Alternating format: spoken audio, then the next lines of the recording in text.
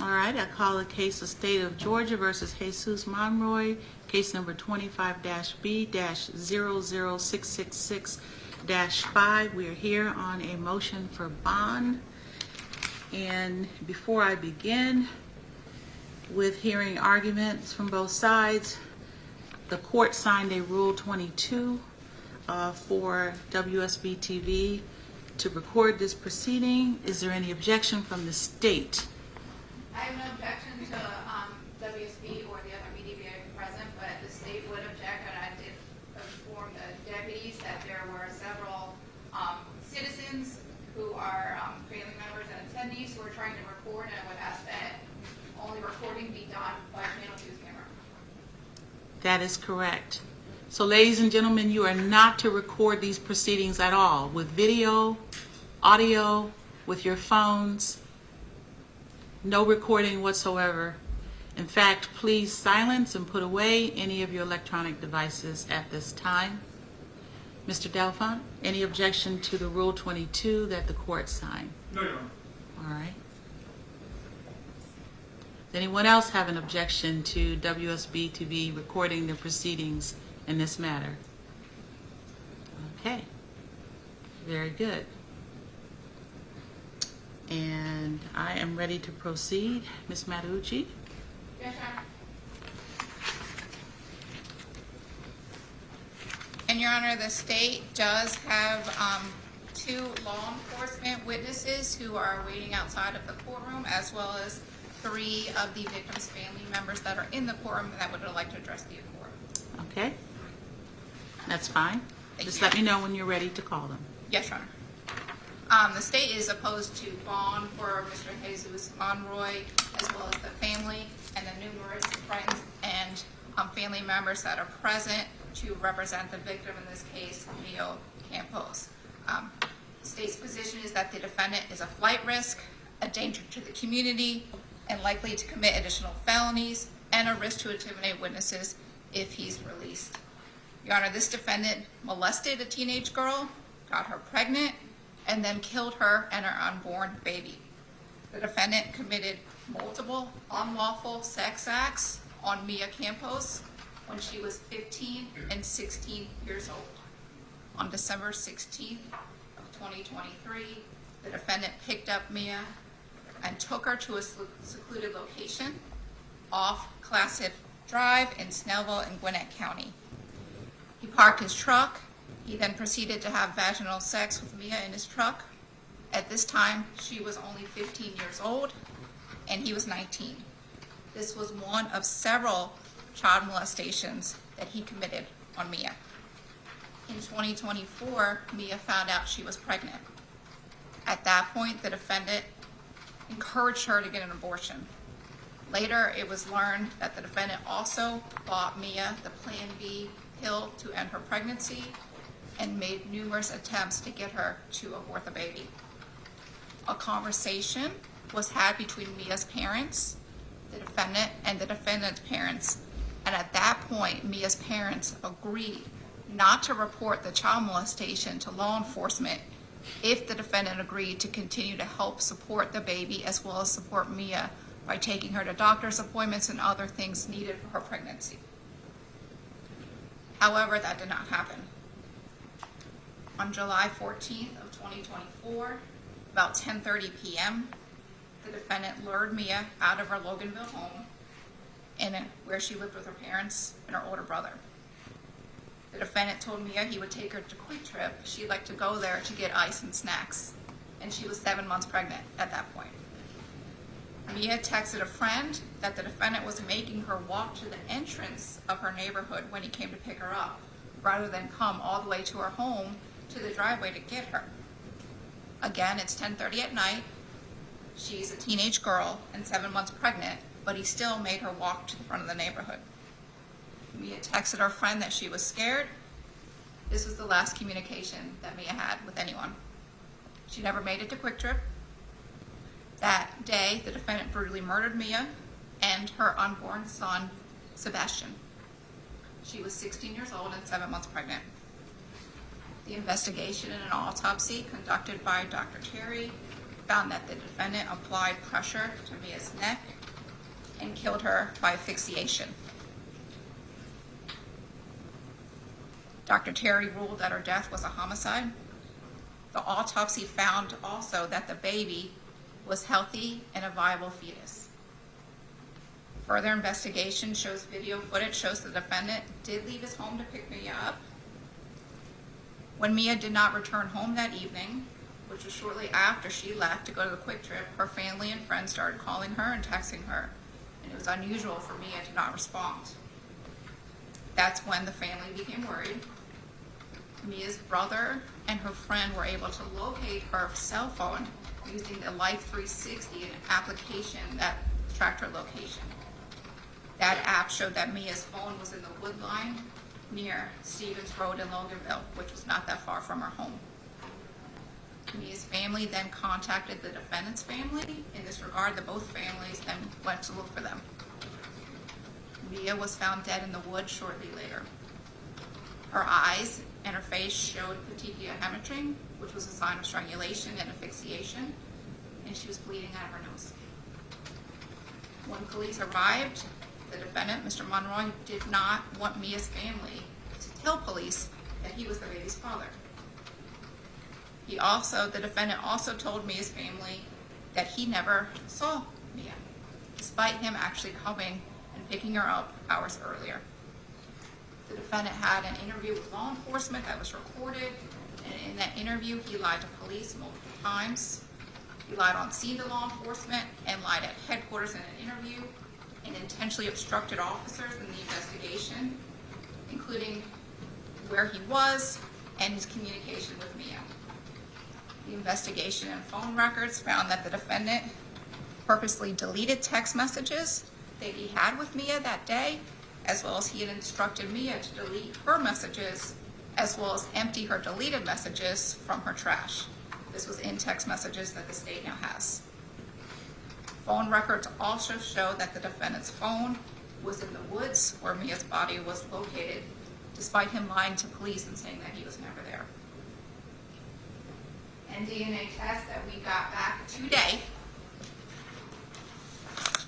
from the Georgia Bureau of Investigation that I'm handing a copy to Mr. Delpont show that the defendant is the father of Mia's unborn baby. Law enforcement arrested the defendant on July 17, 2024, and charged him with a murder. On August 28th of 2024, Judge Byers granted this defendant a bond, and he was released on an ankle monitor. At that time of the hearing, the state and the court did not have all of the information and evidence that we have before the court today, as well as the phone records, the video, the Life 360 app showing where he was, as well as the DNA testing that shows he is the father of the baby. The grand jury has since added additional charges on top of the murder warrants that the police took, including charges for enticing a child for indecent purposes, child molestation, statutory rape, and 2 counts of false statements. Since then, the defendant has shown that he is a flight risk and does not comply with law enforcement. This includes as recently as just last week, when the defendant was disciplined at the Gwinnett County Jail. He was disciplined twice at the jail for not complying with law enforcement orders. One was when deputies instructed him to return to his cell after the recreation time at the jail had ended, and he refused to comply with those orders. And a second time, he obstructed the lights in his cell by covering them with paper to darken his cell and make it difficult for deputies and correction officers to see inside his cell for security reasons. He also is a flight risk, and I have 2 law enforcement officers prepared to testify for that. At this time, the state would call Detective Carlos Suazo. Okay. Thank you.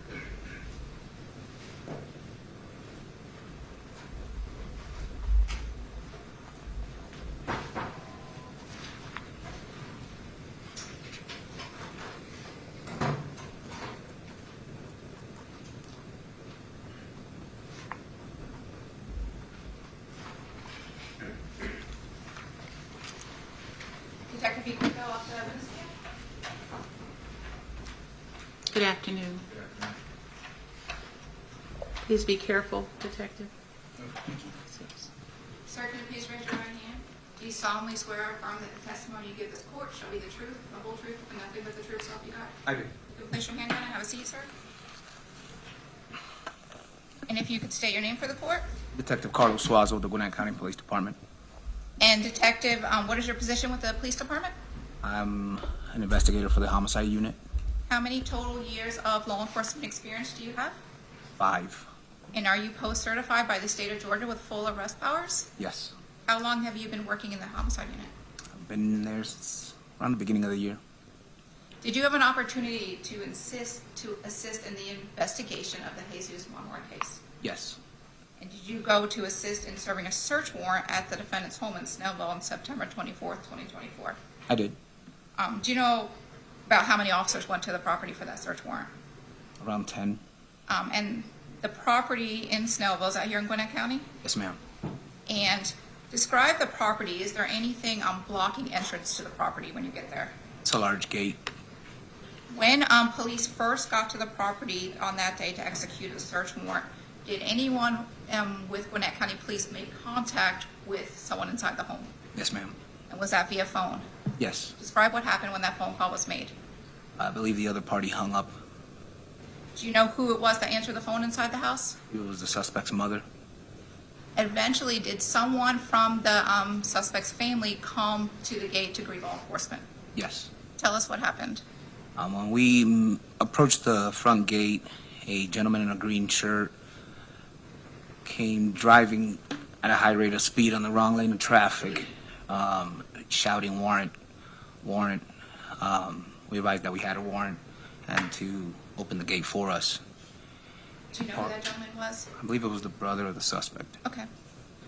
Was the gate opened? Not immediately. He made a phone call.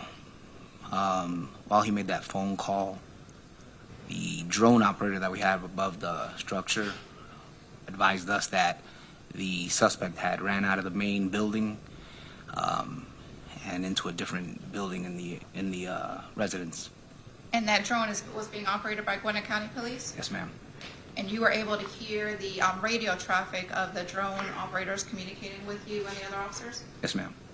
What, at that point, were any steps taken to make contact with the suspect?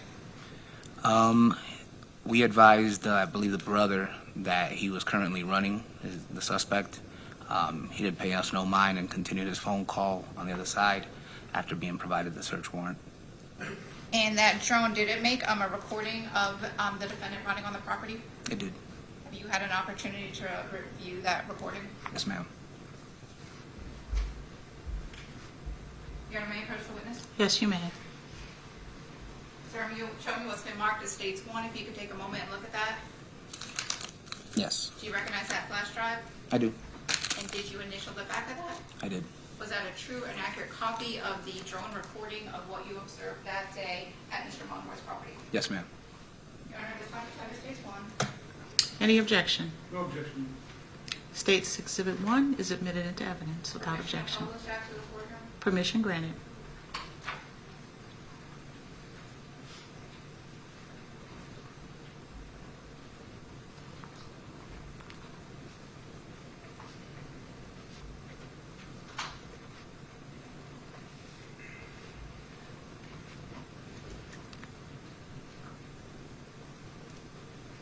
And Your Honor, the video is 3 minutes and 48 seconds, and I am going to start it at 1:30. That's fine.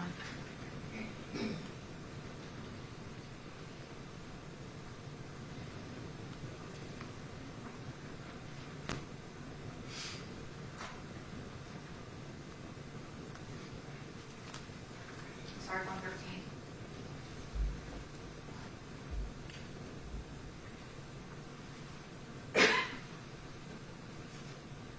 And Detective, could you just point on the large TV screen above you what area we should be looking at that the suspect is? Top left.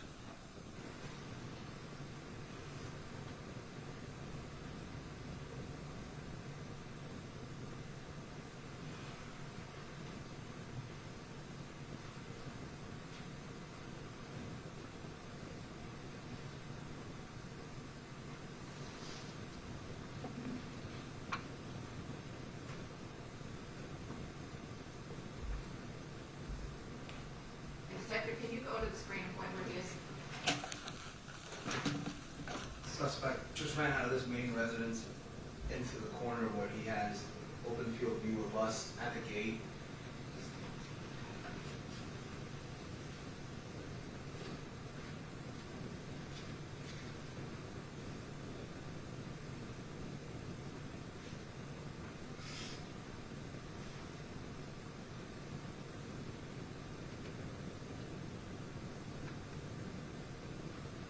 Your Honor, it's not playing. Could I get some assistance from Investigator Scarborough? Yes, that's fine.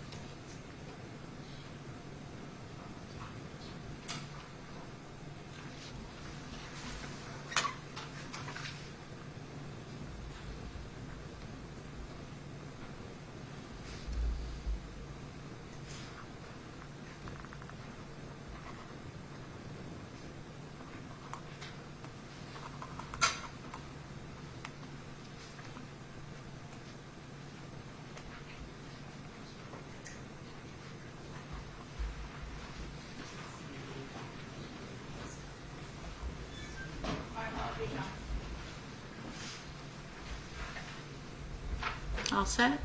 Yes, it's playing.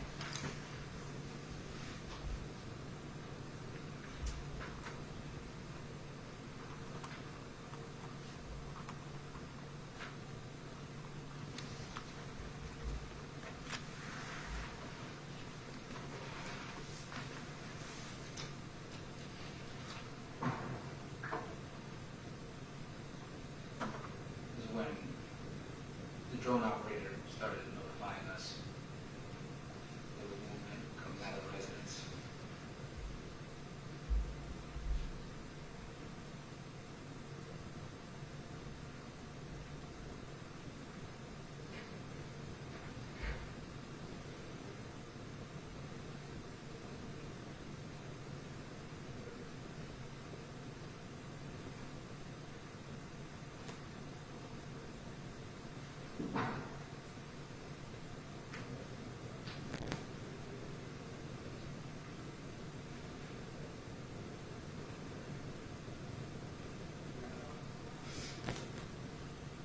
Suspect's now running to the barn, which is his first stop.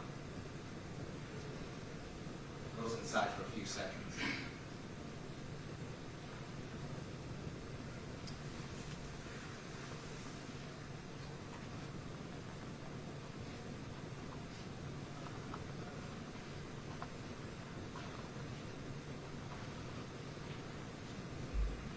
And then runs to where we located him, wearing the same clothes.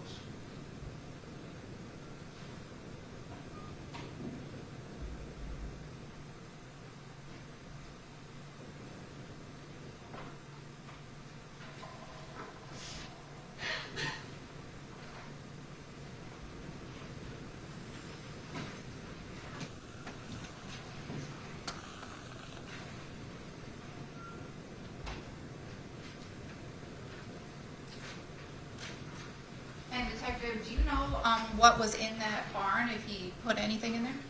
I didn't go and check. Okay. But you did eventually find him in that main house we see? Yes. After we gained entry to the residence, we did find him in that house. We called him out, and he came out. I have no other questions for this witness. Cross-examination? Do you have another one of the click share Yes. devices, Judge? It'd just be probably easier than me stealing the state's computer.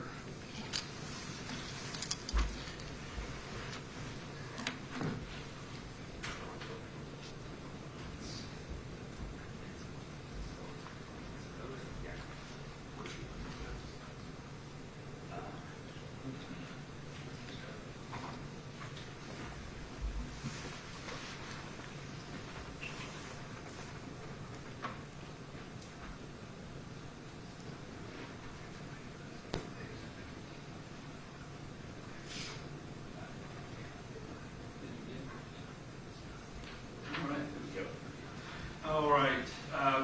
So, Detective Suazo, how are you today? Doing good about you? I'm good. Just a couple questions for you so I can understand what's going on here. This, the video that we just reviewed from the state, that video is from a drone that's being operated by a Gwinnett County Police Department officer. Yes, sir. All right. That officer who's operating the drone is not you, it's somebody else? Correct. All right. You were on the ground assisting with coming in and doing the search warrant? Yes, sir. Okay. Now, at the time that the video is being recorded from the drone, are you viewing the footage as well at that point, or did you review it later, kind of after the whole incident? Afterwards. All right, now, you, prior to being involved with the execution of this search warrant, had you had any other involvement with the case against Mr. Monroy? I believe I conducted some surveillance from outside the house. Okay. And had you ever, were you familiar with my client? Had you ever met him or seen him in person? No, sir. Okay. Now, ultimately, at some point, did Gwinnett County Police make entry onto the property there? Was the gate opened? Eventually, yes. Okay. How long do you think you waited at the gate before you got in? I want to say 2 to 4 minutes. Okay. Not a particularly long period of time, but some time. Correct. Okay. You indicated that somebody, not you, called and spoke with whom you believed to be was my client's mother. Yes. Okay. When you got into the property, did y'all have everybody come out of the house while y'all were executing the search warrant? Yes, sir. Who all was there? It was I believe it was about 4 to 5 males of different ages. Okay. Was my client's mother there? I'm sorry? Was my client's mother there? I did not see, I don't remember a female being inside. Okay.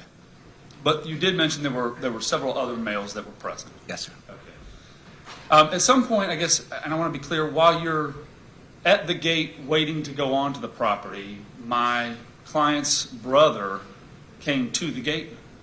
Correct. All right. Did he come from at the house or from the street? Came from the street. So did it appear that he had not been at the house, but he had come back to the house while you were waiting at the gate? He came in an all-terrain vehicle. I don't know from where. Okay. Exactly. All right. But it wasn't from inside the property that you could tell? I just saw him halfway down the street already. Okay. On the public roadway, not on the Correct. driveway. Is that right? Yes. Okay. And when he got there, you indicated he was on the phone. He made a phone call while he was there. Yes, sir. All right. And were you aware that he was calling his brother's attorney to ask about the authenticity of the warrant, whether police should be allowed to enter the premises? I believe he did say he was calling his attorney or a lawyer. Okay. During that period of time, as you were attempting to make entry onto the property, is it safe to say that neither you nor anyone from the Gwinnett County Police Department spoke with my client, Mr. Monroy, asking him to come open the gate? I did not speak with him. Are you aware of anybody asking my client, Mr. Monroy, to come open the gate? I didn't.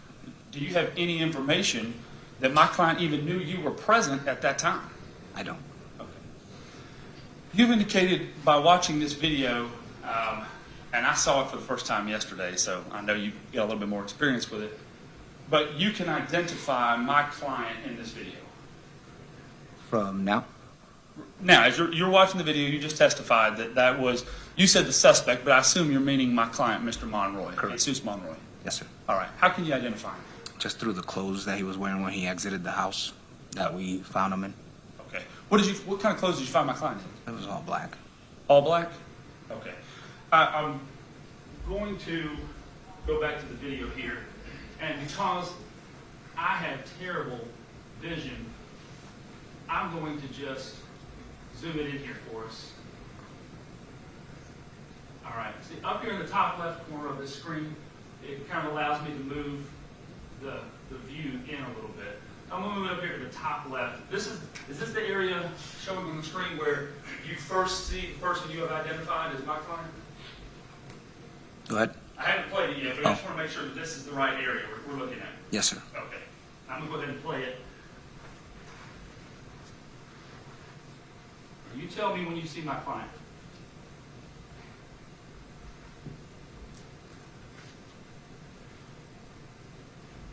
Right there. Okay.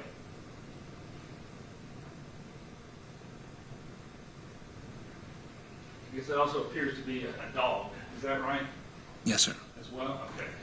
So, and this is playing. I'm just going to let this play as we talk here.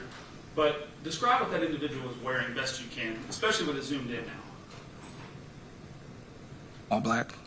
All black. So black shirt? Correct. All right. Black pants? Yes, sir. Are you able to tell the color of the shoes, if you will, one way or the other? And maybe it'll help it when he moves here in a moment.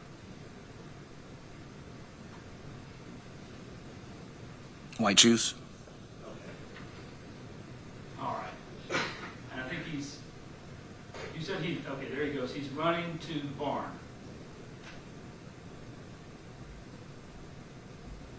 All right, and then from the barn here in a moment, he's going to run to this other house here. Is that right? Yes, sir. Okay. Are you aware that that house that's there belongs to my client's aunt? No, sir. You weren't aware of that, or it doesn't? I just saw him run into that house, and that's where we found him at. Okay. You came on the scene, asked everybody to come out of the house, and my client came out of this house. First, we went to that house where he comes out of. Then we went to the house that he originally come out of, and that's where we found the other males. I'm going to pause this here. But that house where that individual just ran into is the house that you said my client came out of? Correct. Okay. That individual wearing a black shirt, black pants, white or light colored shoes? Yes, sir. Okay. Are you aware that when my client came out, he was wearing shorts? I can't remember. Okay. Were you aware that my client's cousin, Rafael Valdez, was wearing a black shirt and black pants that day? I couldn't remember. Okay. All right, thank you. That's all the questions I have. All right. Any redirect? Detective Suazo, Mr. Delphi. You saw? Oh, Do you know if Mr. Monroy changed his pants, shoes, or shirt in that barn? I do not know. Do we know if he changed his pants, shoes, or shirt when he went into his own house? No, ma'am. Do we know if he changed his pants, shoes, or shirt when he went into his auntie's house? No, ma'am. And he was in all three of those buildings without police, correct? Yes, ma'am. Thank you. Any recross? as you're being told this over the radio live, a matter of a minute or so before you'll get there? We were already on scene. Before you come up the driveway to the gate, I should have specified. How long was it? As you hear the radio traffic, hey, somebody's moving around and running, was it before you made entry through the gate and came up? Correct. How long? Instead of talking minutes, a second minute maybe. Seconds or minute? 1 minute or 2 minutes. Thank you. That's all the questions I have. All right. Nothing further from this witness, Your Honor. Officer Spazoli, make a step down. Thank you, Your Honor. Thank you. State, you may proceed. Detective Price.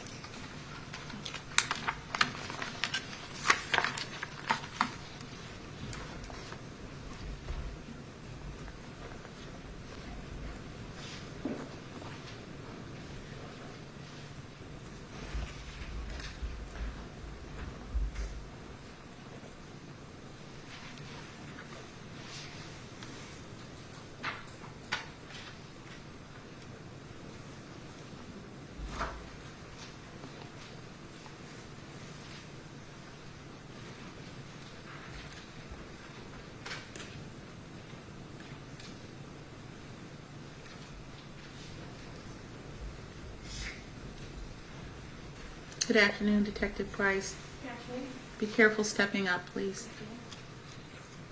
Detective, can you please raise your right hand? Do you solemnly swear or affirm that the testimony you give this court shall be the truth, the whole truth, and nothing but the truth, so help you God? I swear. You can have a seat.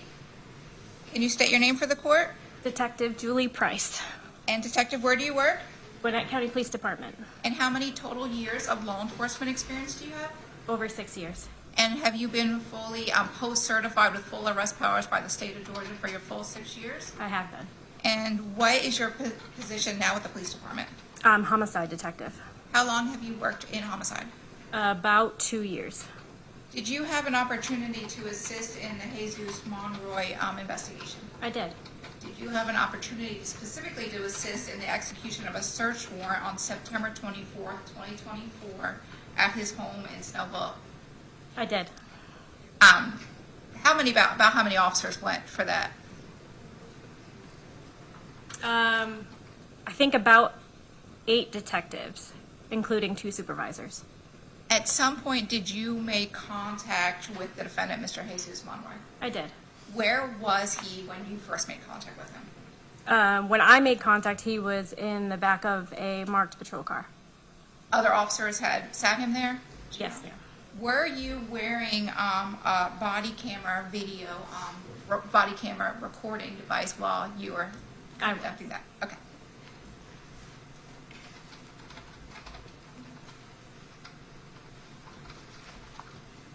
I'm showing you what's been marked as States 2. Do you recognize that? What is States 2 copy of? This is a copy of my body-worn camera from that search warrant. And you've had a chance to review that? Yes, ma'am. Was it a true and accurate copy of your body-worn camera video from September 24th, 2024? Yes, And did you initial it? I did. And have you had the opportunity to make any changes, edits, deletions, or anything to that? No. So it's as you saw on that day? Yes. Your Honor, it's time to tender States 2. Any objection? Objecting to relevance. Your Honor, Ms. Matanucci? this will include follow-up from what we saw on the drone when police made contact with the defendant and statements that he makes which go directly to flight, which is why we're here. Objection overruled. I make a renewed objection as to the violation of my client's Sixth Amendment right to counsel. He was represented at the time.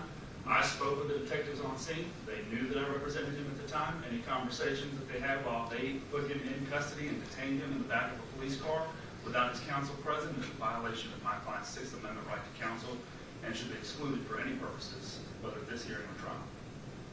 Do we know whether Mr. Monroy was given his Miranda rights prior to the footage being Your Honor, he was- captured on the body cam? He was sat in the car, he was not being interviewed, and he was just sat there, and the video will show that he volunteered statements to this officer and that she was not interviewing him, not speaking to him, just having him sit in that air-conditioned vehicle while officers did their job. The objection is overruled. I'm going to allow it. I understand that, Judge. As you watch the video, I don't believe Ms. Matucci's representation of the court is accurate. They didn't read him Miranda. They did question him and stood there with him for a very long period of time, and he was in custody, not free to leave, as they were executing a search warrant for his DNA. So they detained him, and I'll renew my objection as we go through it because what she says is not true. So I understand the court's ruling at this time, and I'll renew my objection at the appropriate time. So noted. Thank you. Your Honor, permission to publish portions of States 2? Permission granted.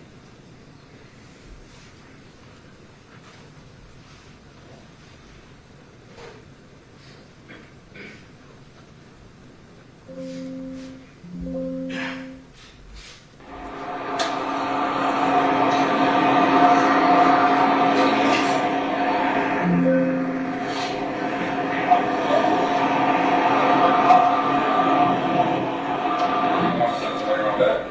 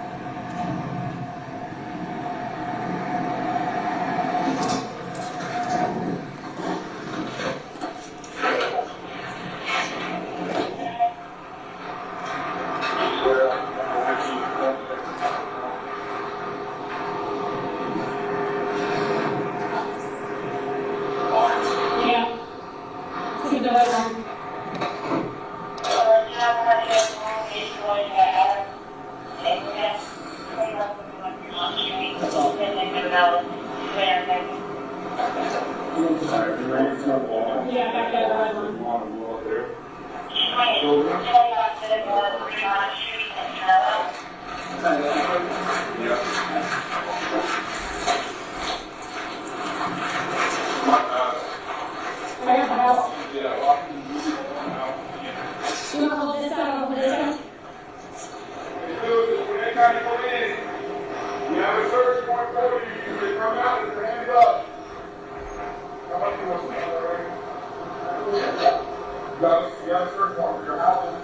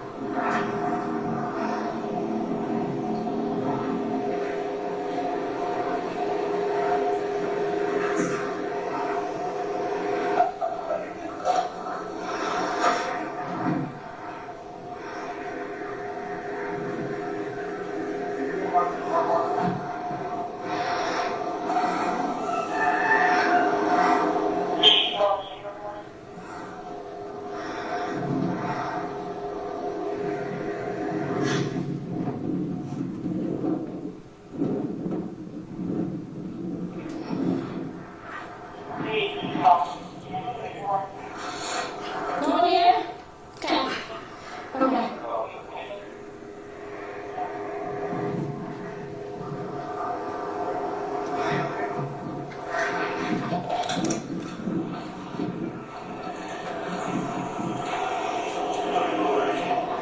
Huh?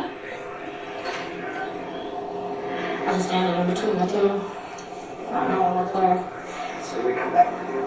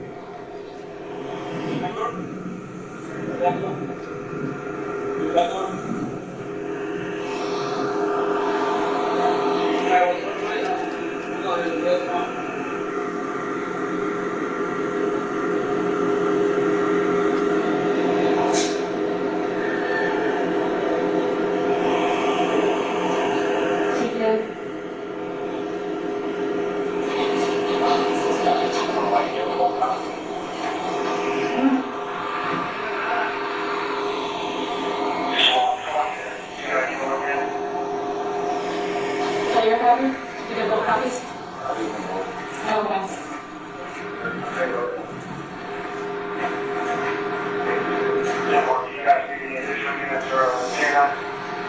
Negative.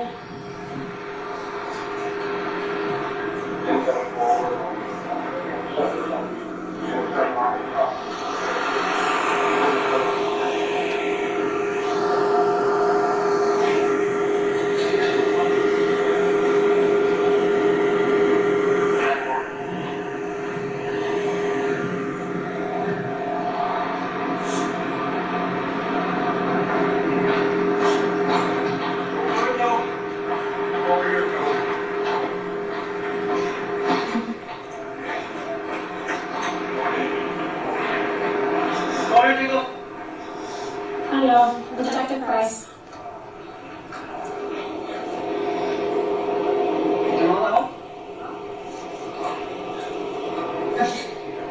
There shouldn't be no wrong. Oh, yeah.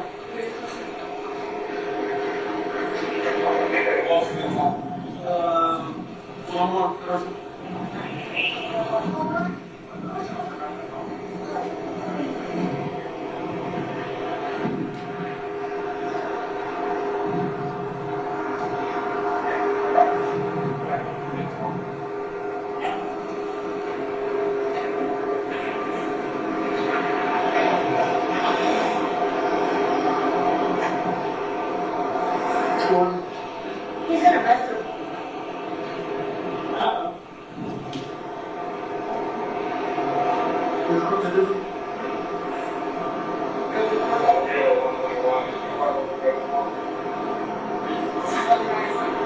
This is Batman.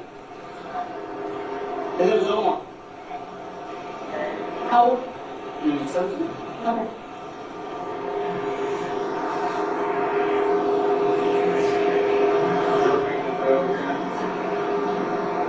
Do you not know?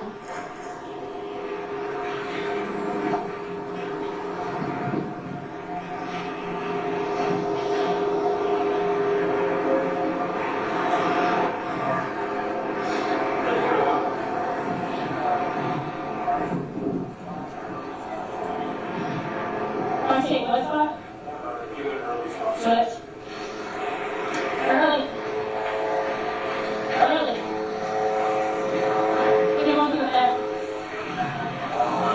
What's that? Yeah.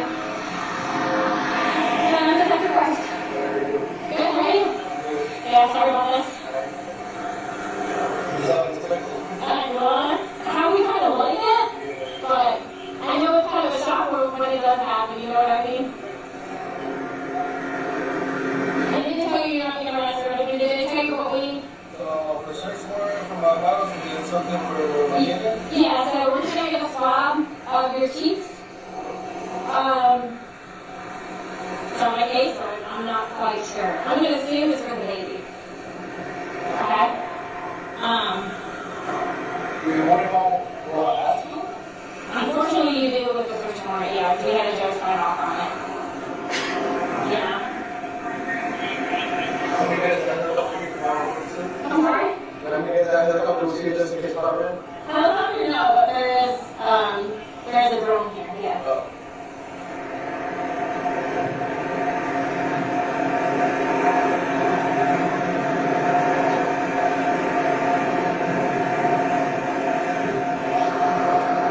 Yeah, so what we're gonna do with the vehicle swab is it's quick. It's a 1 minute cheek swab on one side, it's a 1 minute cheek swab on the other side, and then you're good to go. Okay?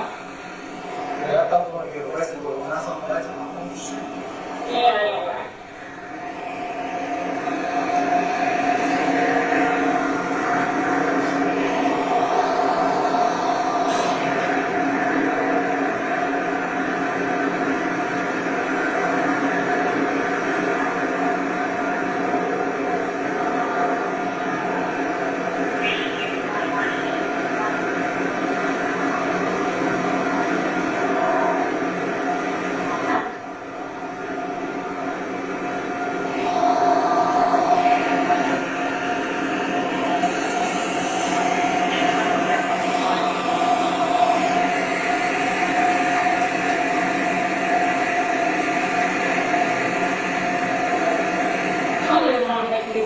Once we can get everybody, I think the hardest part is trying to get everybody out of the house. I think we're missing one. We're missing Omar. Oh, really? Okay. I'm not the next one coming out. But I know that's what they're looking for.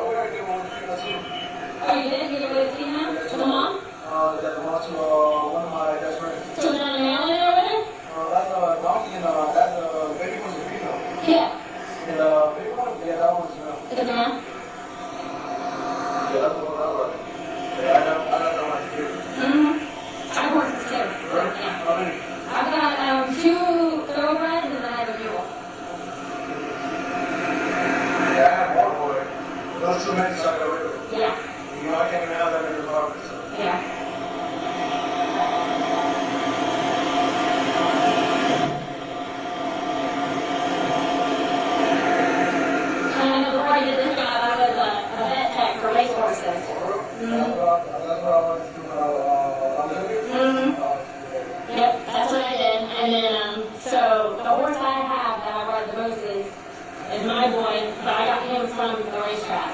he was one of my patients on the racetrack, and I could not have him, so even though he was winning races and stuff, but the owner was like, she wants him.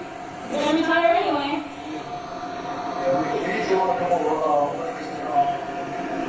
He's raised like our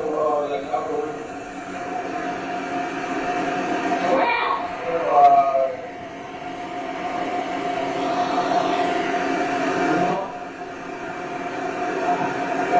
I know it was upstairs. It was down around here.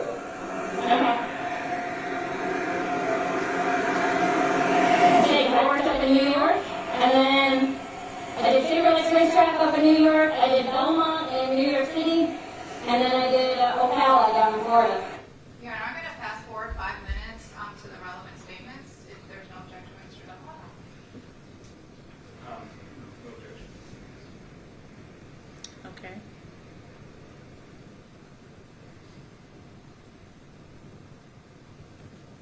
This is 1957. We hold first. I believe your mom. And the last name. And then, yeah, we had it this way. You like your brother? He can open the gate. I thought when you had work, you could just go on without permission. We can, but we're trying not to break the gate. We don't like all damage, you know? I mean, we try to do things as nice as we can without causing. I'm sure you had everything around the table, so.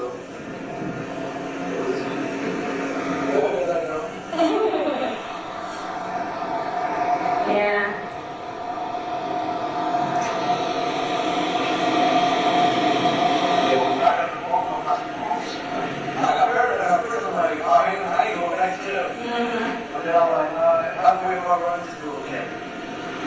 Yeah.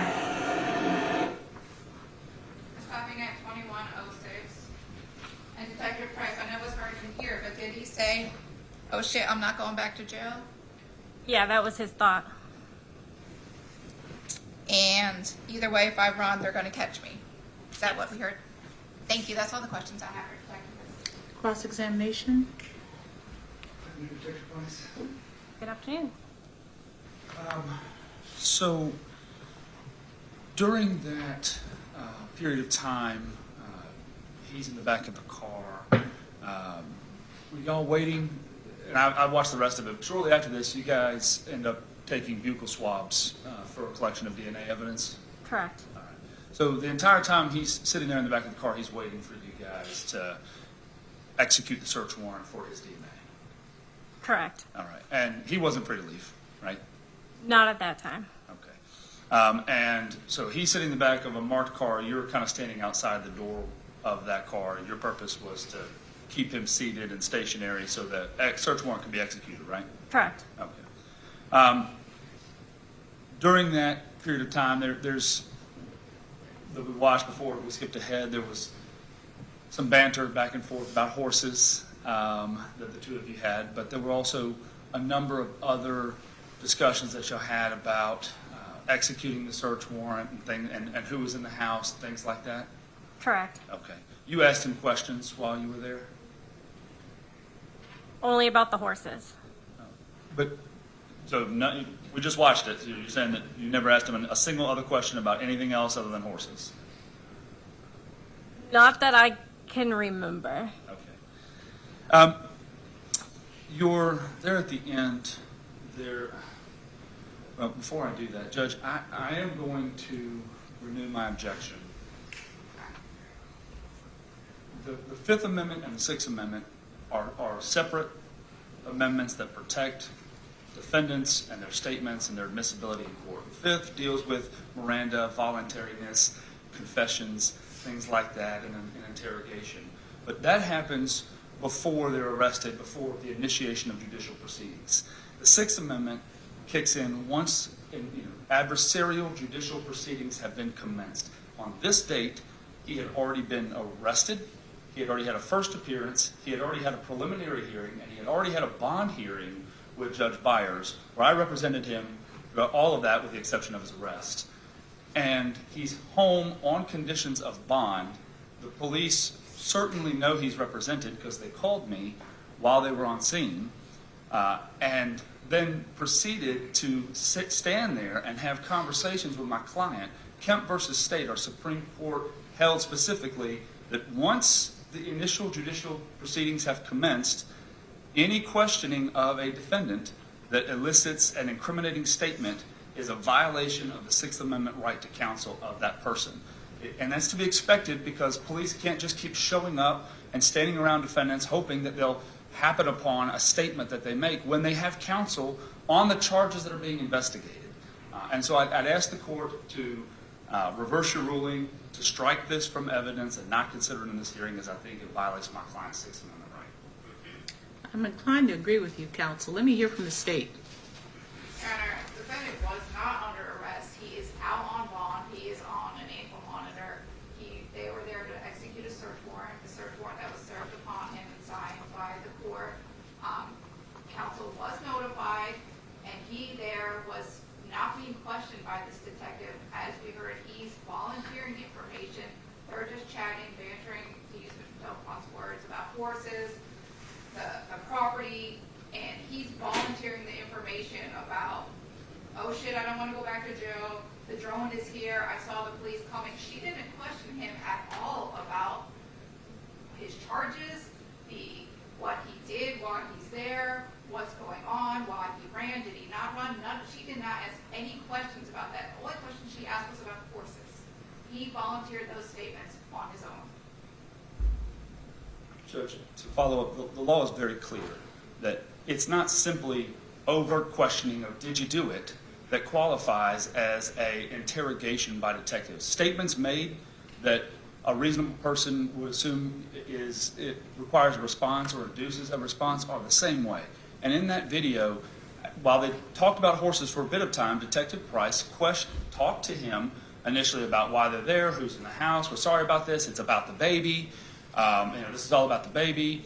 And then towards the end, says, starts talking about, well, we called you guys, we asked y'all to come out, we did all, and she's talking to my client directly about the circumstances that lead to what the state believes is an incriminating statement. Under these circumstances, it's just a violation of the fundamental due process rights of my client. He is represented by counsel. The Gwinnett County Police Department knew that and still went and did this without me present, without any real prior notification. They called me at the gate telling me to tell my client to open it. And that's how are counsel supposed to adequately represent our clients when the police department is allowed to surreptitiously go in and do this and elicit statements from defendants without their counsel present? It is a violation of my client's Sixth Amendment right. Your Honor, she's not eliciting statements. He's the one at that point asking questions, and her duty as part of the execution of the search warrant is to inform him why they're there, which is what she does. We're here to get a vehicle swap as part of her court order that the court signed, a judge. She doesn't even have the information about the case, which we hear she says, I think it's about the baby, but I don't know. She's not questioning him. She's not interrogating him, which is when the Fifth and Sixth Amendments that Mr. Delfonte references would apply. She's simply informing him why we're here to serve a search warrant, and he's sitting there. She's asking questions about horses, but he's just having a conversation. So I don't think that it applies. I don't think there's any interrogation, as well as this is not a trial. We're here for a bond hearing. Hearsay is admissible at a bond hearing. We can fight over whether this is a Mirandized statement later at a Jackson Denno, but for the purposes of this hearing, which we didn't even have to go through this process, I could have just played it without having a witness on the stand, because hearsay is admissible. But for the purpose of why we're here, in reference to the Ayala factors of like, this is not an interrogation, he's not in custody, and his statements about his flight are relevant. That is a good point. The court listened to the tape a minute ago, and the court didn't hear any questions being, asked of your client in this particular case. There was a lot of discussion about horses, and that was pretty much it. So I'm going to overrule your objection and your request to strike at this time. Of course, we are here for a bond motion hearing. There will be plenty of opportunities to raise your objections later on, and if the court determines that it's proper to strike this particular evidence at that time, the court will do so. Yes, sir. Detective Price, when he made that statement there, right before that, you were essentially telling him, what was the conversation right before that? Because we heard that there right before he said it, you said, we called, we tried to call, we weren't trying to break down the gate. What were y'all talking about?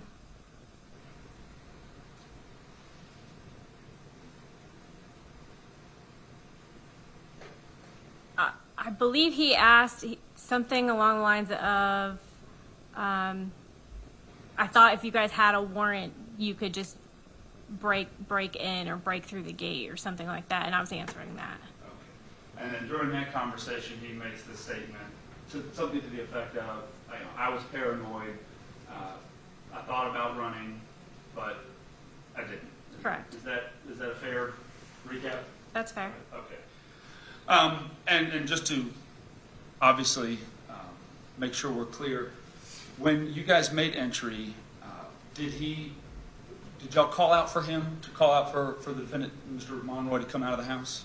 I wasn't there yet. I was still driving up when Corporal Ariaza made contact with him. Okay. To your knowledge, my client didn't resist, did he? Not when they met him in front of the other house, the second house. Okay. And at any other point, did he resist? No. Okay. And obviously, he didn't actually flee, correct? He was on the property still. Yes. Okay, so I'm going to ask my question again. He didn't actually flee anywhere, did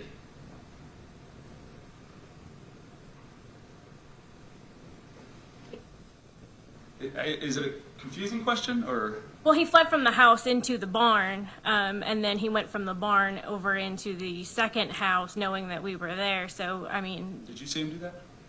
I saw it on the drone and I heard it on the radio traffic. Okay, so somebody else said that was my client who was fleeing in the yard. Yes. Okay, but he didn't leave the property that he is required to stay on under his bond conditions. Correct. And you're saying he went from one house to a barn to the other house. Correct. Okay, but whenever y'all asked him to come out, he came out and complied with all of law enforcement's commands. As far as I know. Y'all left that day, and he wasn't placed in custody, was he? He wasn't taken to the jail, let me ask it that way, was he? No, Okay, not to so my knowledge. He was allowed to remain on his bond conditions because he hadn't violated the law at that point, as far as you knew.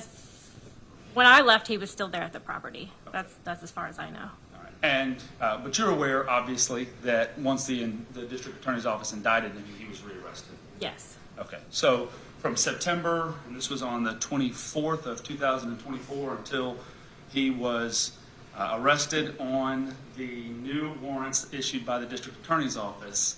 Are you aware of him ever fleeing, evading, or obstructing law enforcement officers in any way? Not to my knowledge, but I had limited access to this case. Okay. You're on the homicide unit, right? Yes. And this is Detective Ariaza's case? Yes. Okay. Y'all discuss cases? Yes. Has he ever told you, hey, Mr. Monroy did something and is obstructing or fleeing, or we've got any evidence to revoke his bond? He did not tell me anything, no. Okay. I think those are all the questions I have for you. All right. Thank you, Mr. Delphine. No Any further questions redirect? for this witness. All right, and may she be excused. Yes, sir. Thank you. Thank you, Judge. State next calls Alexis Campos. Yeah.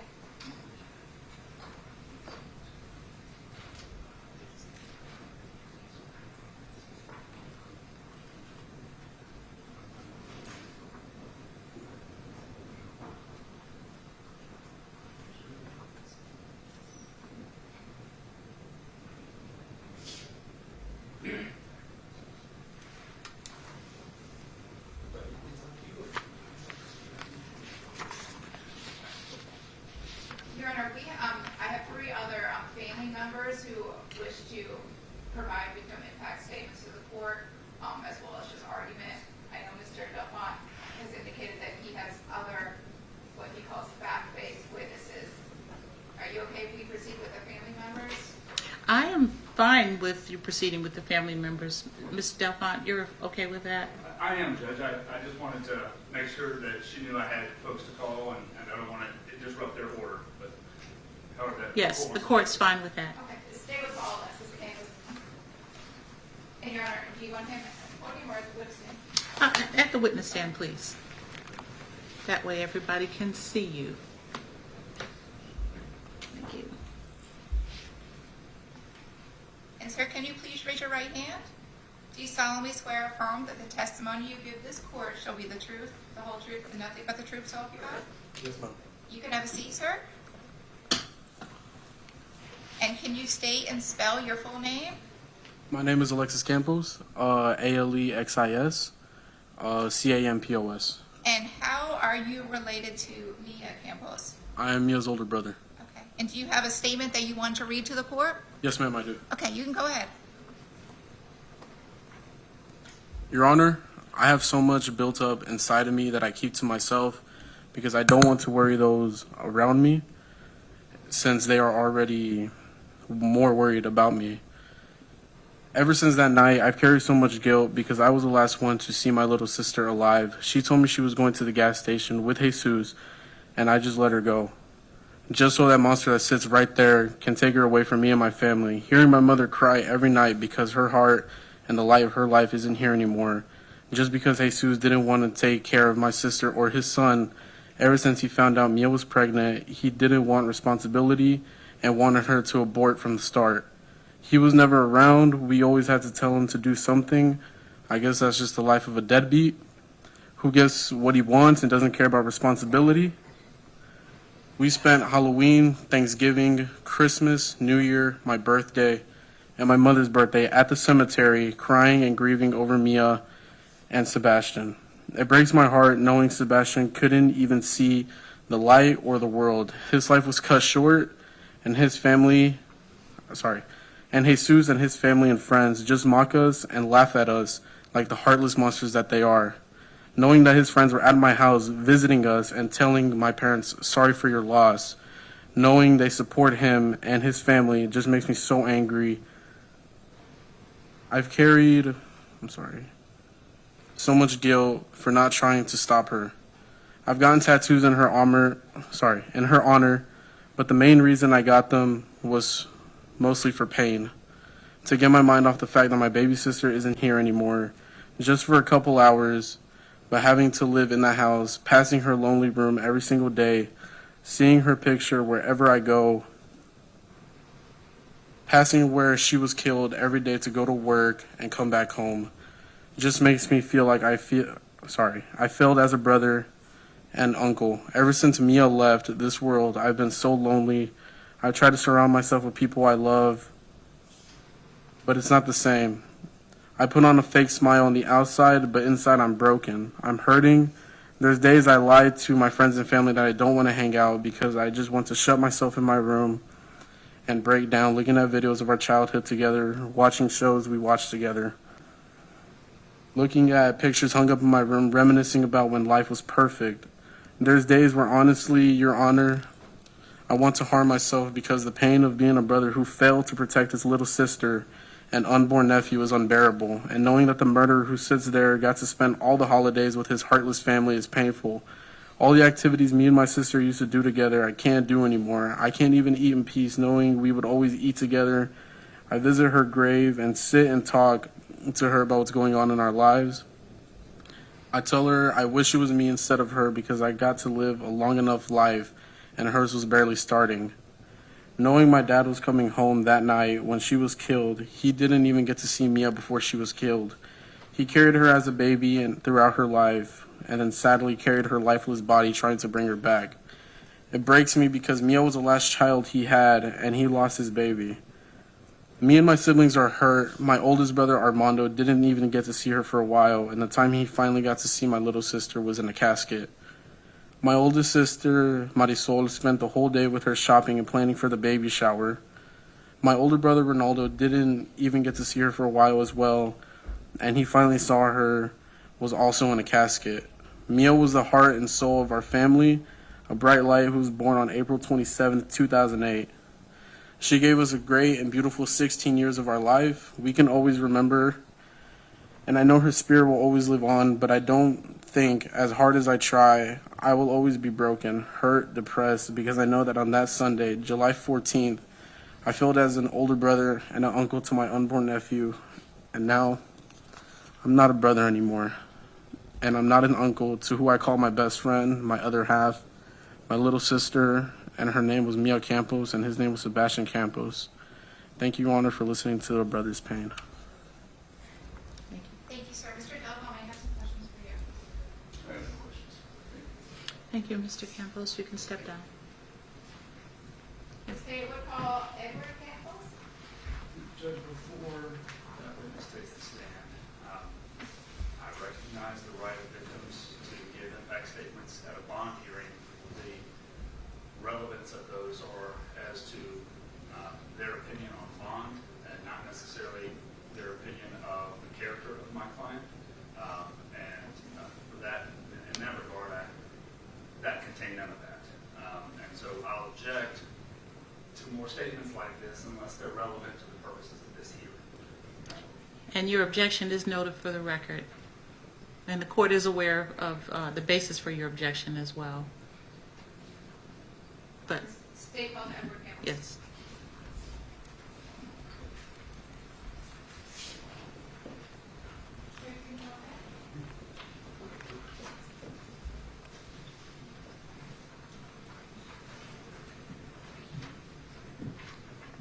Sir, can you please raise your right hand? Do you solemnly swear or affirm that the testimony you give this court shall be the truth, the whole truth, and nothing but the truth, so help you God? I do. You can take a seat. Thank you. And can you state your name for the court? My name is Edward Campos. And how do you know Mia? I'm the father. Okay. Mia was my daughter. You have a statement to read to the judge? Yes, ma'am. Okay,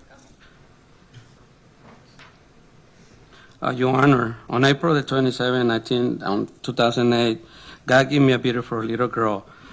And when I carried her on my arms for the first time, I cried, and I promised to her that I will take care for the rest of my life.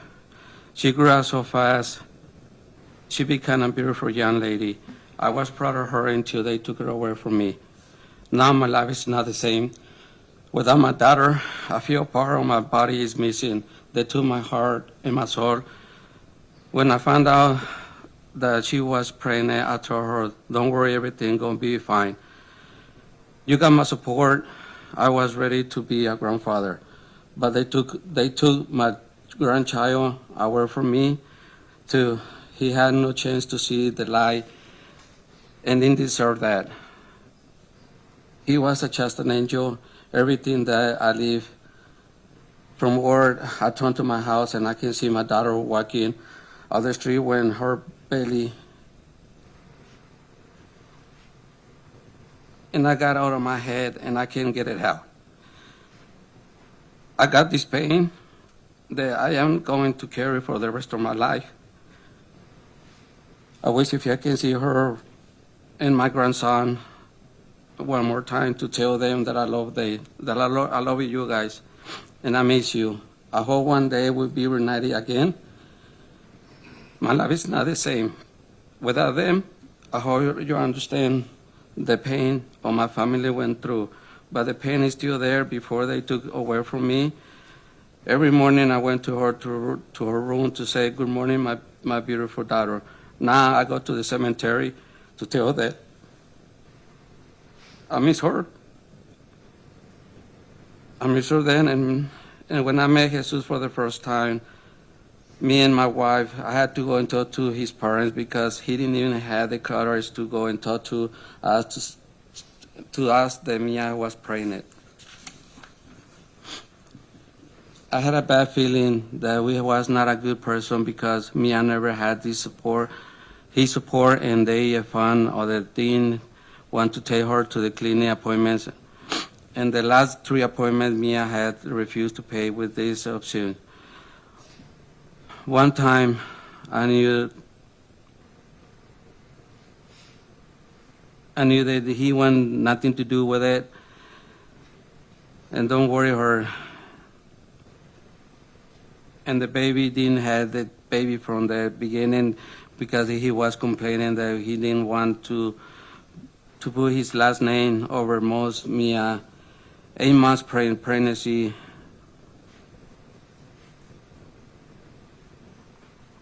Not once come to the house to see how she's doing. Not even his mother or father didn't have their support, and all they told me that didn't want to do anything for Mia.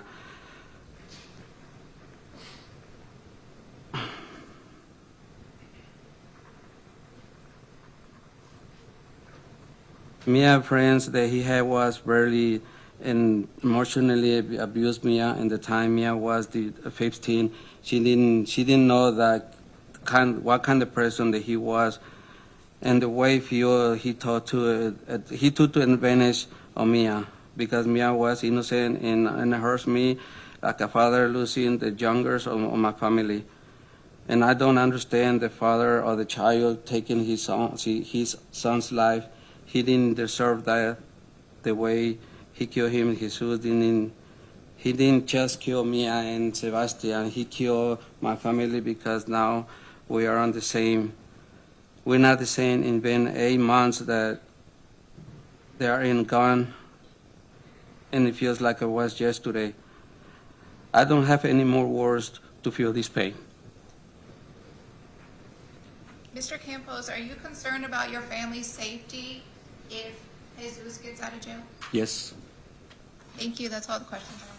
Thank you, Your Honor. No cross-examination? All right. Thank you, Mr. Campos. Your Honor, the state has just one more witness. Okay. The state calls Ms. Miriam Zaraza.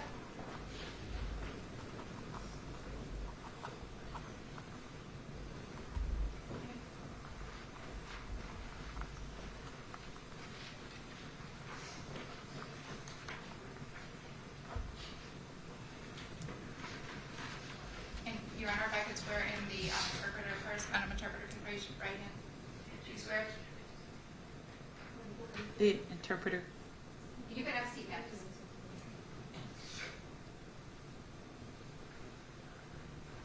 Madam Interpreter, do you swear to the best of your ability to translate from English to Spanish to Spanish to English? I do. And are you Giovanna Cruz, I'm certified court. Thank you. And Ms. Miriam, raise your right hand.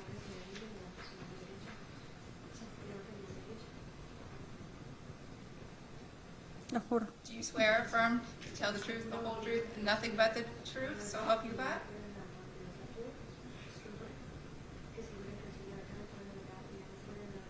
Lo juro. I swear. Put your hand down. And can you state your name? I apologize. She could hear me much better if I'm on the other side, so may I move? Yes, you may. Okay, yes. Do you need a chair? Can you state your name? Mi nombre es Miriam Zarate. My name is Miriam Zarate. Can you spell your last name? Zarate, Z-A-R-A-T-E. Z-A-R-A-T-E. And can you spell your first name? Miriam, ¿Cómo se letrea? M-I-R-I-A-M. Miriam, M-I-R-I-A-M. And Ms. Miriam, do you have a statement that you want to read to the judge? Una declaración que le quiere leer. Sí. Yes. And I'm going to ask you to read slow so she can interpret, okay? Okay. Okay. Su señoría. Your Honor.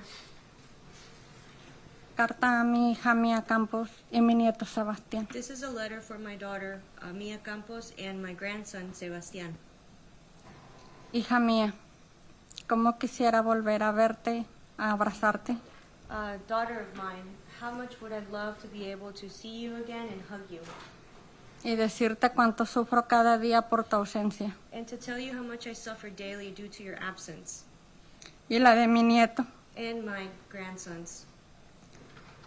Recuerdo el día que me diste la noticia I remember the day that you gave me the news de tu embarazo. of your pregnancy. Estabas feliz You were so happy por la llegada de Sebastián. because Sebastian was coming. Pero estabas triste but you were also sad, y con lágrimas en tus ojitos. and you had tears in your little eyes. Me dijiste que Jesús You told me that Jesus no quería saber nada del bebé. didn't want anything to do with the baby. Como también me dijiste Just like you also told me que te dio una pastilla para que lo abortaras. that he had given you a pill so that you could abort him, Y tú no lo tomaste. but you didn't take it. Él no quería ir a las citas prenatales. He didn't want to go to the prenatal appointments. No quería traerte un antojo. He didn't want to bring you any of your cravings. Siempre tenía una excusa y otra excusa. He always had one excuse or another. Nunca lo hizo. He never did it. Nosotros tuvimos que ir a su casa We ended up having to go to his house a hablar con sus padres. to speak to his parents.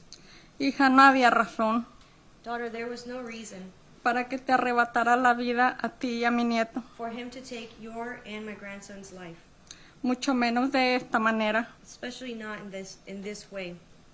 Desde esa noche Since that night, no soy feliz. I am not happy. Mis alegrías, My happiness, planes y todo se fueron con ustedes. my plans, and everything left with you all. Yo estoy con el corazón roto. My heart is broken.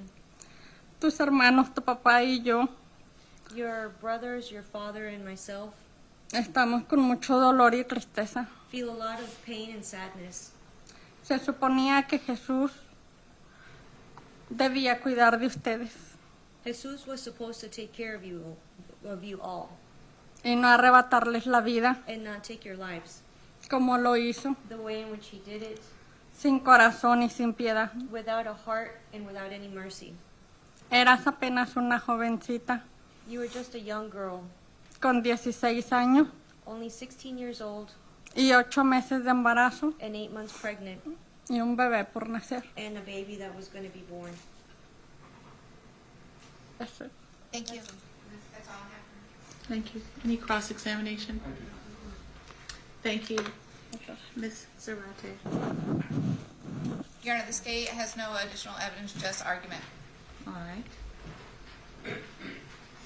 Would you like to make that now, or you want to go ahead with your case?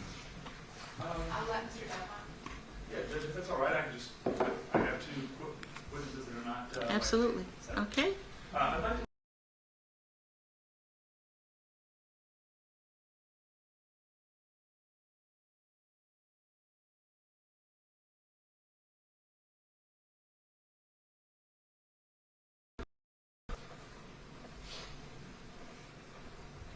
Come on up. You can have a seat here. Be careful stepping up. Could you raise your right hand for me? You swear or affirm that the testimony you give before the court today will be the truth, the whole truth, and nothing but the truth, so help you God? I do. All right, thank you. You can have a seat. Would you state your name and spell it for the court, please? Rafael Valdez, Rafael Valdez. All right.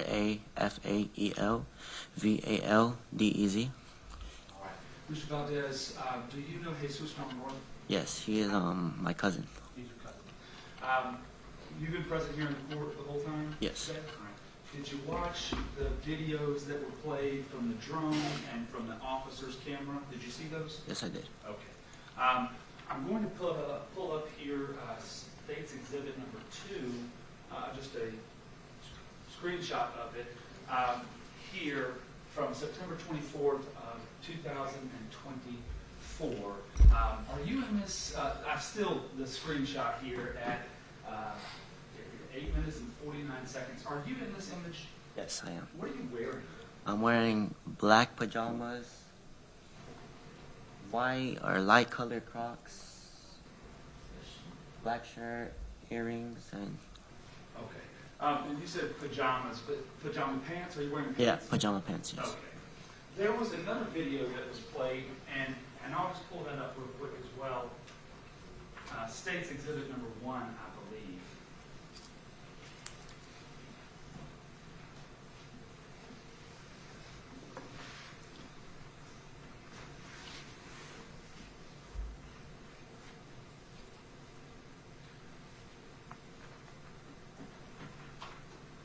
can you see that, Mr. Valdez? Yes. Okay, and I've zoomed it in here again just so we can have a better look at what's going on. And I'm going to just advance it here a few frames because I want to watch the whole thing.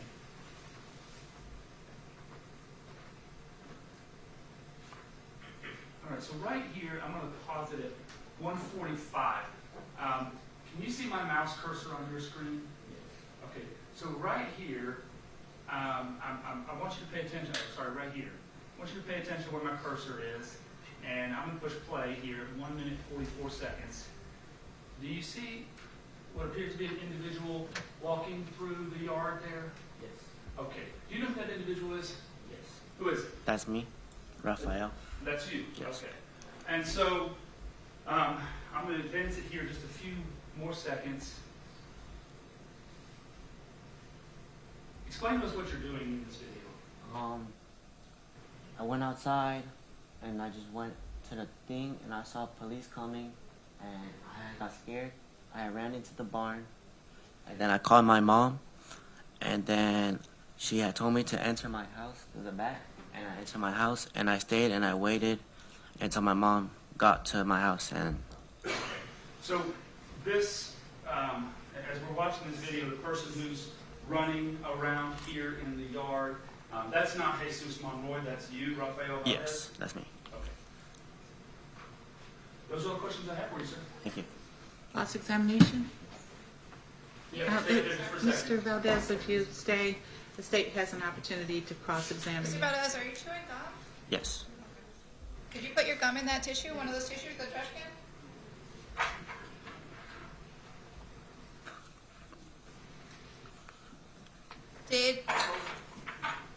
Thank you, Madam Court Reporter. Thank you.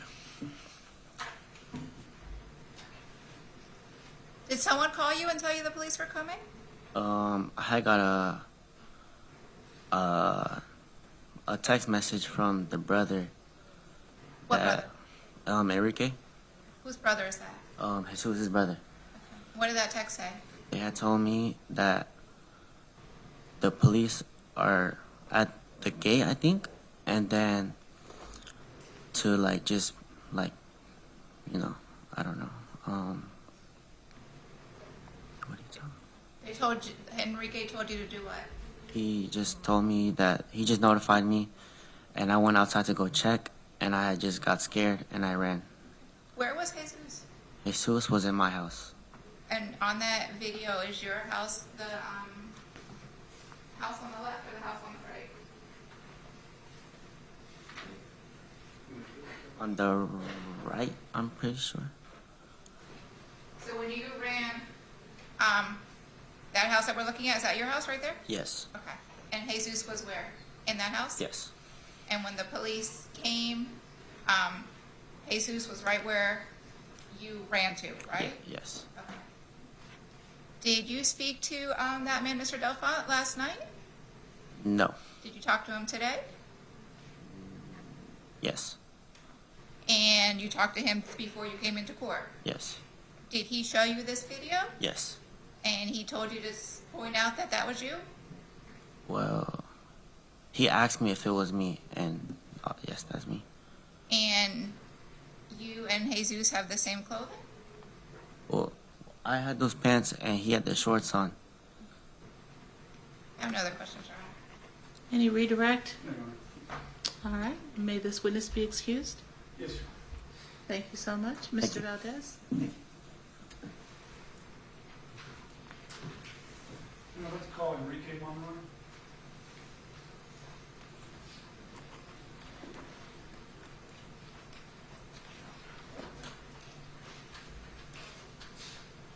Be careful stepping up. Raise your right hand.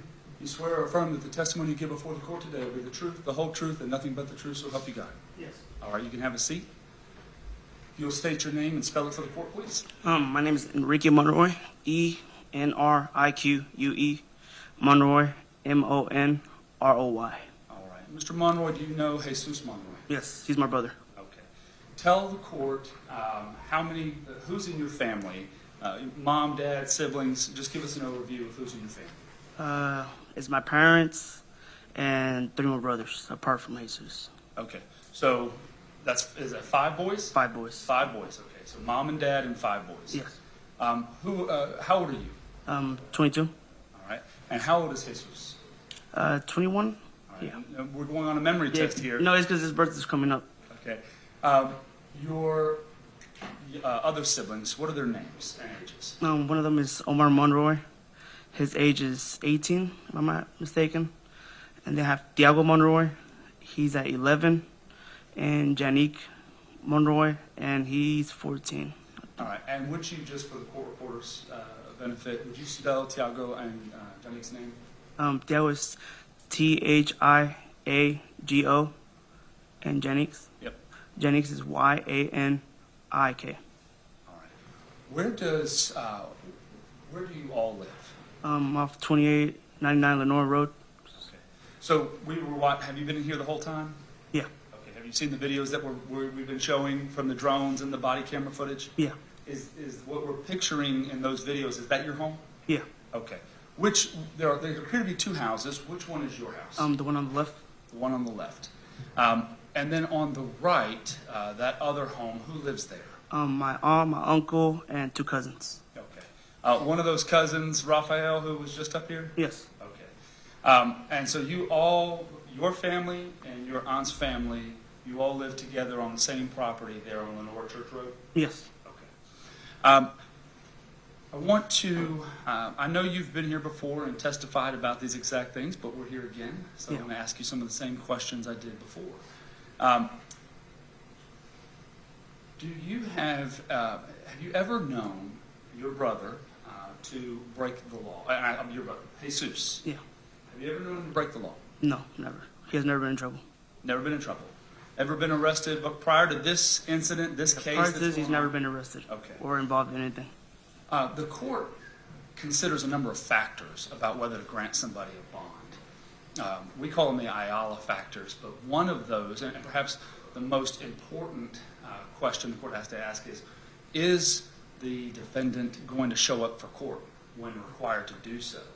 Do you have an opinion about whether Jesus will appear for court when required to do so? He will do, because he was always trying to get updates on the case. He was like, when do I have my next court?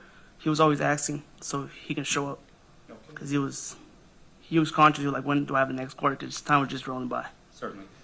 There's another factor is whether somebody is a danger to the community, right? And that can mean a lot of different things, but do you have an opinion about whether Jesus is a danger to the community? Not at all. Okay. Why do you say that? Just the way I know him, the way he is. All right. And have you known your brother his whole life? Yeah. Okay. You lived with him his whole life? Not the whole life, but we were always in touch. Okay. And you live together now with your parents? Yeah. Okay. How long have you been living with him? Let's say since 2016. So 9 years? Yeah. Is that about right? Yeah, constantly, yeah. Okay. 9 years. Where was Jesus born here in Gwinnett County? I'm not sure about that. I think it was up Fulton County. In where? Fulton County. I'm not sure. Field County? Is that what you said? Fulton County. Oh. Yeah, Fulton. Fulton County. Okay, I'm sorry. I apologize. Is he born here in Georgia? Yeah, he was born in Georgia. Okay. Has he lived and grown up, spent his life here in Georgia? 75%. 75%? Yeah. Okay. Did he go to high school here? Yes. Did he graduate high school here? No. Okay. He was in the process of GED. Okay. Now let me ask, one of the other factors is whether Jesus is going to intimidate or influence witnesses in the case. Do you have any opinion about that? I don't think he's going to get nowhere near witnesses. Okay. Now, he's back in jail now, but how long was he at home with you while he was out on bond? If you can give us a rough estimate. Since the last week of August. Okay. So that's, let's say what, 6 months, 7 months? 6 or 7 months? Okay. Yeah.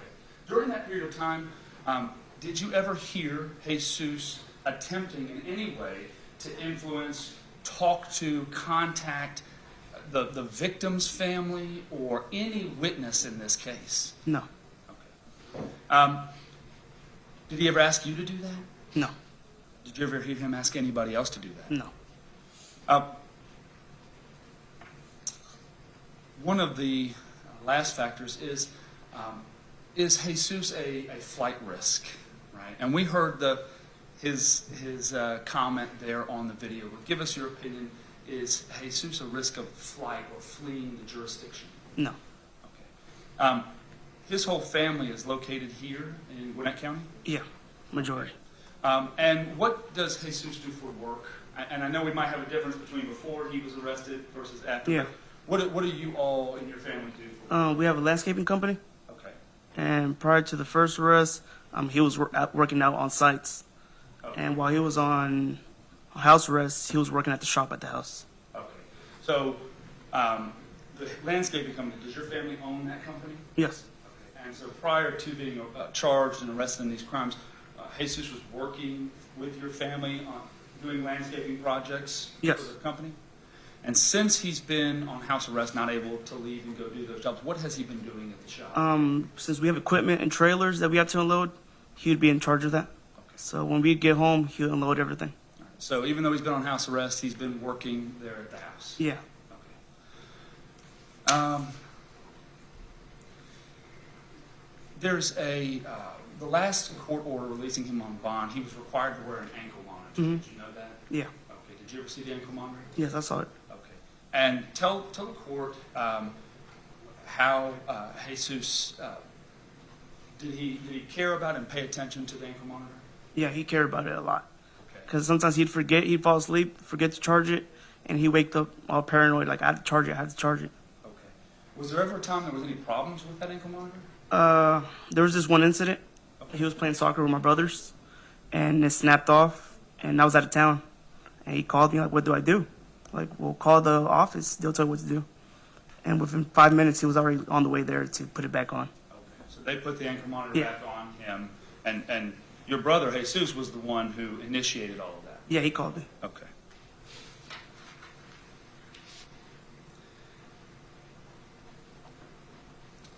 I think those are all the questions I have for you, Enrique. Thank you. Thank you. Cross-examination, Ms. Marucci.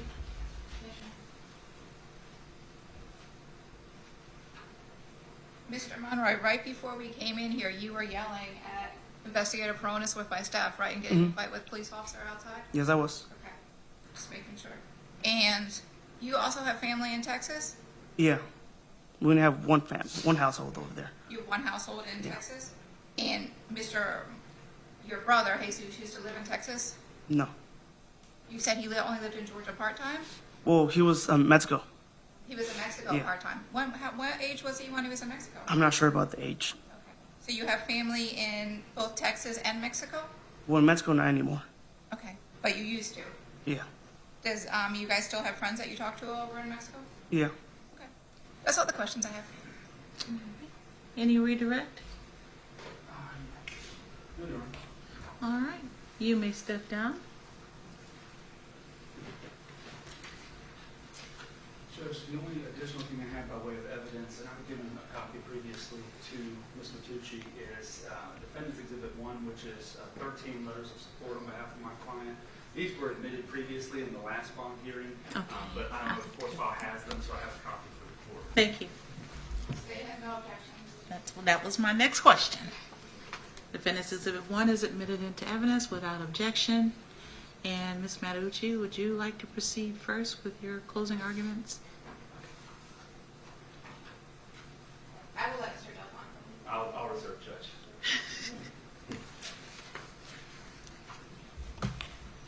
Your Honor, it's the state's position that the defendant is a flight risk, as well as a danger to the community, likely to reoffend by committing additional felonies and a risk to intimidate witnesses.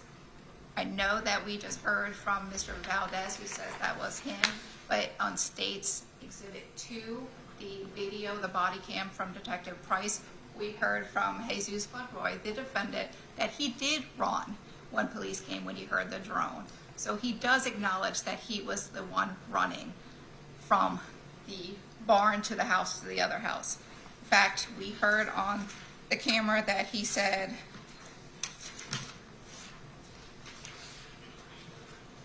"Oh shit, I thought it was a drone and I'm not going back to jail." And that he did not want to go back to jail, and that's why he ran. And he said, "I thought I was going to get arrested when I saw the lights, and I was like, oh shit, I ain't going back to jail." That's what he volunteered to Detective Price, Your Honor, admitting that he did run when law enforcement came and that he did not want to go back to jail. As well as we just saw him running. We heard from his own brother that they have family and friends in Texas and Mexico, and that the defendant previously resided in Mexico, so he is a flight risk, Your Honor. State also believes that he is a danger to the community. He molested a 15-year-old girl, got her pregnant, and we heard from all three witnesses, Mr. Alexis Campos, Edward Campos, and Miriam Zarata, the mother, that from the moment that Mia found out she was pregnant, he took steps for her to try to abort that baby, from buying her the Plan B pill, which she did not take, telling her to get an abortion, and telling the family he wanted an abortion, that he was not going to take care of the baby, Your Honor. He then committed murder of 7-month-old Sebastian and Mia. State's position is that he also was a risk to intimidate witnesses. We heard that he told Mia to delete the messages on her phone.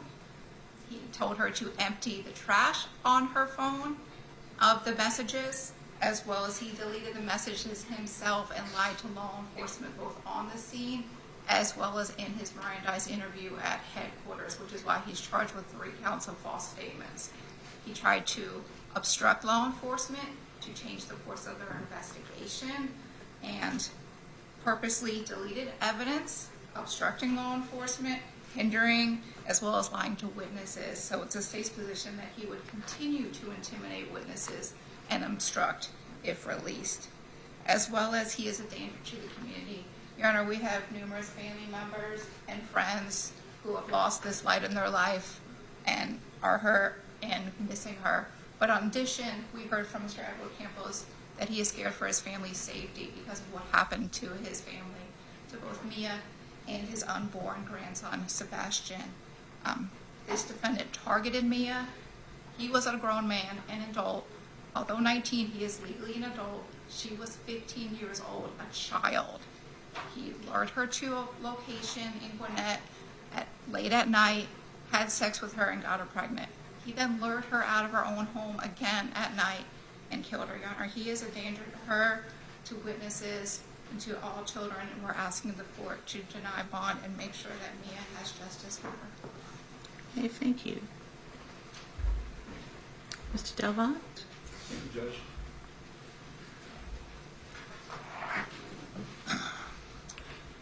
So I want to, I think maybe Ms. Matucci alluded to it during her opening, but I want to be clear about what the job of the court is today. He's charged with 10 counts in this bill of indictment. Count 1 and 2 are murder, 3 is feticide, 4 is aggravated assault, and then counts 5, those 4 counts, the first 4, and 1 of the false statement counts. Judge Byers heard all of this, heard the state's entire presentation, all of the facts that the state just presented to this court, with the exception of the additional witnesses here today regarding the flight, heard all of that, and decided that my client was not a significant risk to flee the jurisdiction, not a significant risk to intimidate witnesses, not a significant risk or danger to the community, not a significant risk of committing additional felonies, and granted him bond in the amount of $50,000 on August 28th of 2024. He has bond. That bond has not been revoked. That bond is still active. He is on bond on those charges. There has been no appropriate motion to revoke that bond that was filed by the state and notice served upon counsel, so that is not for court's consideration today. What this court is to consider is he eligible for bond on count 5, enticing a child for indecent purposes, count 6, statutory rape, count 7, child molestation, and 2 of the counts of making false statements that were added. Those 5 charges were added by the Gwinnett County District Attorney's Office to the bill of indictment and presented to the grand jury on February 13th of 2025. The following day, my client was arrested on the bench warrants that were issued by the grand jury. And he has been continuously incarcerated at the Gwinnett County Detention Center since that time. I imagine being a Superior Court judge faced with these positions, these decisions can be difficult. There's a lot of feelings and emotions on all sides. And sometimes I think you have to make a decision the best you can, and we don't really have the privilege of knowing exactly what a defendant's going to do whenever you make those. But in this case, we do. In this case, we know exactly what Mr. Monroy is going to do. For 6 months, Mr. Monroy was on bond. He was at home. He was subject to house arrest. He was subject to having no contact with the family or witnesses in this case. He was subject to an ankle monitor. And he complied every second, every minute of every hour of every day for 6 months. Not one violation ever. I certainly expected that if the state knew of any violations, even a single, solitary, small, infinitesimal violation, they would have brought a motion to revoke his bond. And yet we're here with no motion. What this really is the district attorney's office being upset that he got a bond in the first place and adding additional charges after a Superior Court judge has already determined that my client is a good candidate for bond, so they can force him back into jail and back into this hearing. The charges that were added, while they are new charges, there were no warrants originally taken for them, Judge Byers heard all the facts underlying each one of those charges. She heard that my client was alleged to have slept with Mia Campos and had gotten her pregnant. She heard all of the evidence from the family, the same statements they read here today, and I feel for their family, but it's the same statements that he didn't want to be there for the child, that he didn't want to be involved in the child's life, that he suggested an abortion early on. Judge Byers heard all of that. This is not new. This is simply the district attorney's office attempting to circumvent a Superior Court order. And Judge, he is a good candidate for bond. Not only do we have no criminal history, zero. He has never been in trouble a day in his life. We have his documented proof of complying with this court's order for 6 months. That is the determination. I put in my motion that while the facts play a small role of the underlying facts, the court should know what the allegations are in general. Our courts have held that the weight of evidence, the significance of the case is not what we make a determination on. And even given that, Judge Byers heard all of that and decided that he was a good candidate for bond. The determination is he going to show up for court? After they searched his property and obtained his DNA on September 24th of 2024, which was less than a month after he was out on bond, he remained in his house under house arrest with no violations until the same Gwinnett County Police Department officer showed up at his door yet again on February 14th. No evidence presented here today that my client obstructed, that he ran, that he fled. None of that. Surrendered to law enforcement and has been sitting in jail since that time. They have absolutely no evidence that he is a flight risk. That the sole thing they rest their hat on is that he makes a statement in the car that I was paranoid, I thought about running, but I didn't. I thought about running, but I didn't. And I'm sure that that sentiment has been thought by many a defendant who faces a life sentence. But what he said in September 24th about a thought running through his head has been proven by my client to not be something actionable. He didn't run.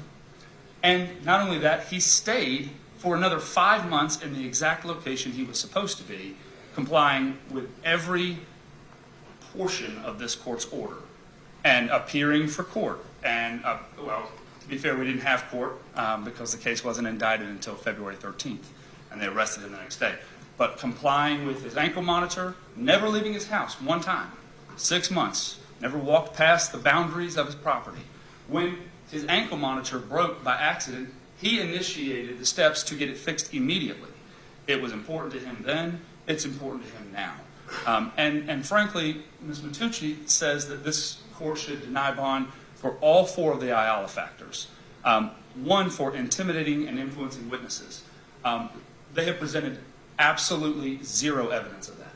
Not one person who has said he's attempted to intimidate them, not one person who has said that he's contacting them, that his family's contacting them, that they are doing anything whatsoever to obstruct the administration of justice or tamper with any witnesses or any evidence whatsoever. 0. It's baseless. On top of that, his risk to flee the jurisdiction is bellied by the fact that he has remained true to this court's order for the last 6 months and has never fled. It's not him in the video. It's a complete lie.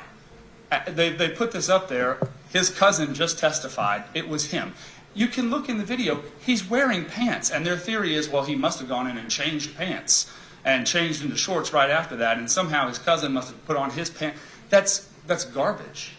That is a baseless accusation unsupported by any evidence, and the state has to do better.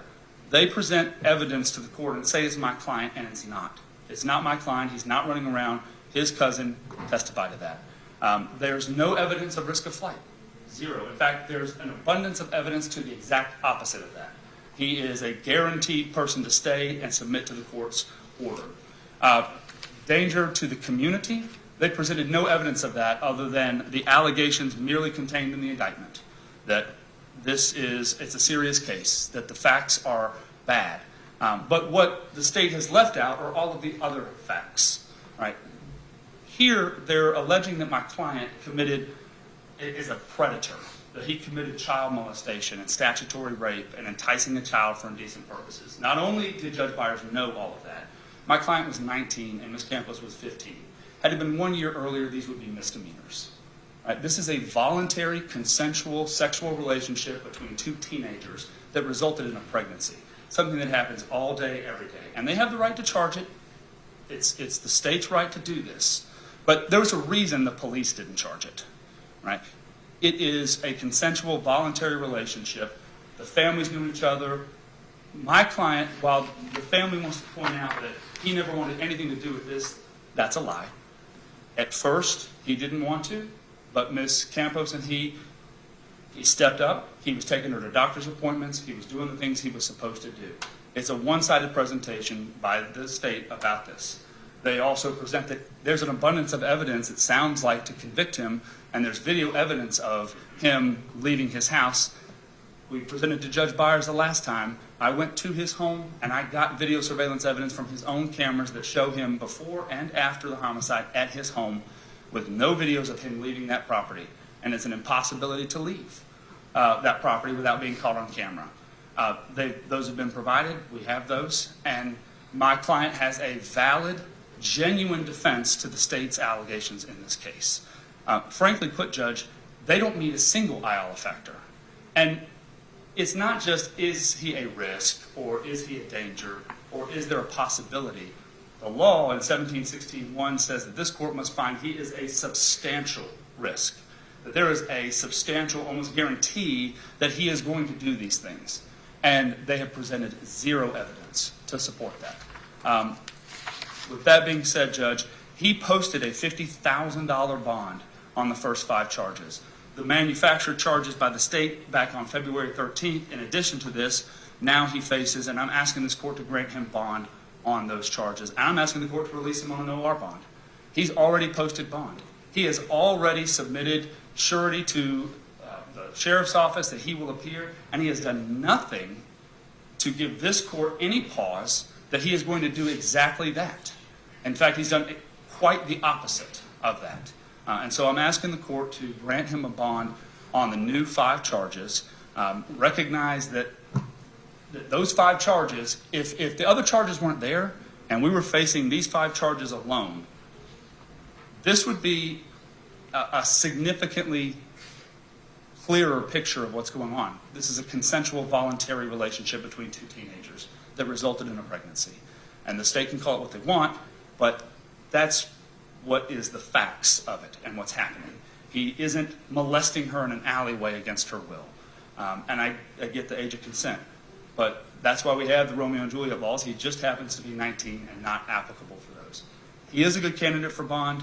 He does have ties to this community, and once we present evidence of significant ties to this community, the state has a burden of persuasion to this court to persuade this court that he is a significant risk on those factors, and they have not done so. So I'm asking the court to grant a bond.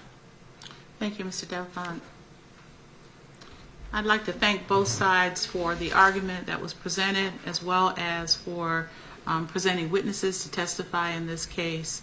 The court is not inclined to issue a ruling at this moment. The court would like to take this under advisement and will issue a court order by the close of this week. So within the next 24 to 48 hours, the court will issue an order. All right? Thank you so much. Thank you, Judge. You may be excused.